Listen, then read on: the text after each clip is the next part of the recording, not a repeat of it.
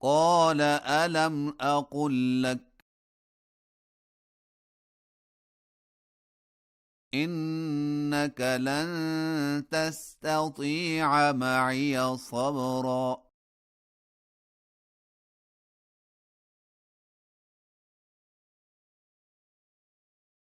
قال إن سألتك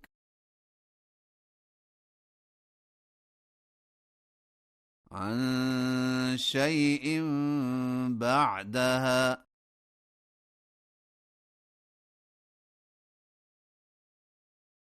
فلا تصاحبني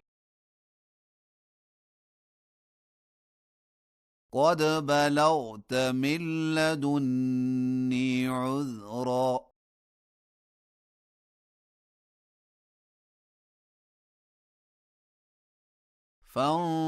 فانطلقا حتى إذا أتيا أهل قرية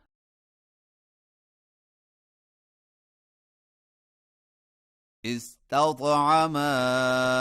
أهلها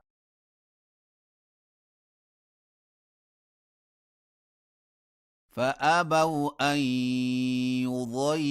يضيفوهما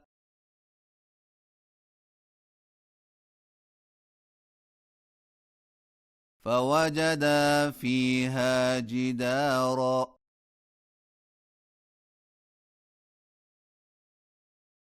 يريد أن ينقض فأقامه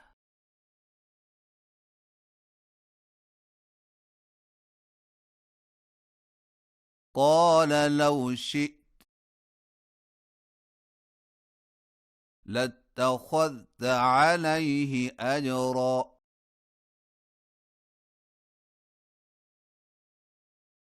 قال هذا فراق بيني وبينك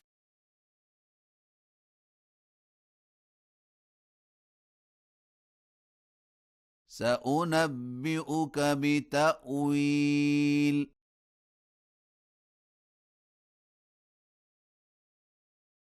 ما لم تستطع عليه صبرا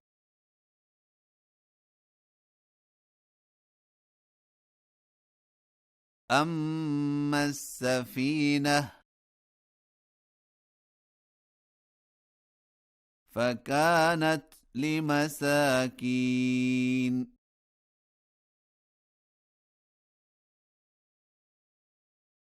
يعملون في البحر فأردت أن أعيبها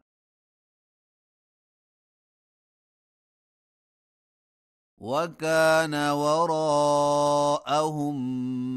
ملك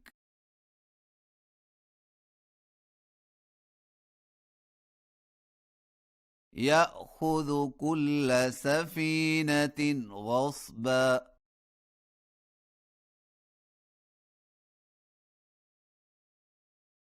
وأما الغلام فكان أبواه مؤمنين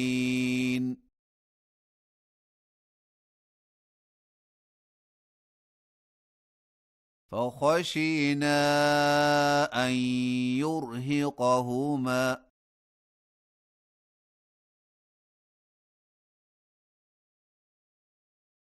طغيانا وكفرا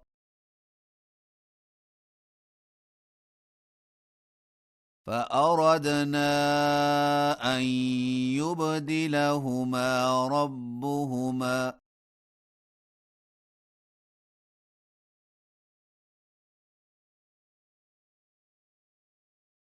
خيرا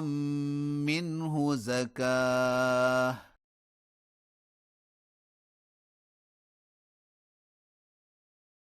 وأقرب رحما وأما الجدار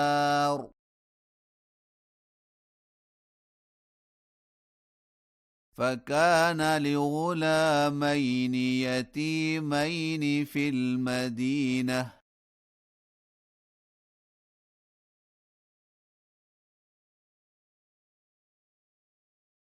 وكان تحته كنز لهما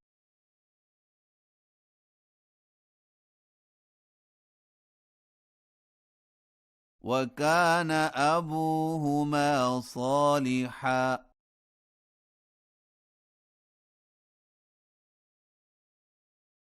فأراد ربك أن يبلغا أشدهما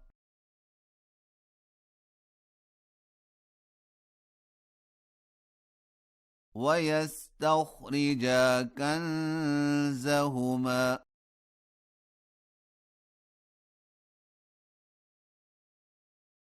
رحمة من ربك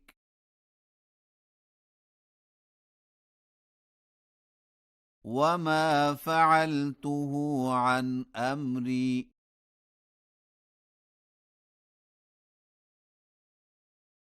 ذلك تأويل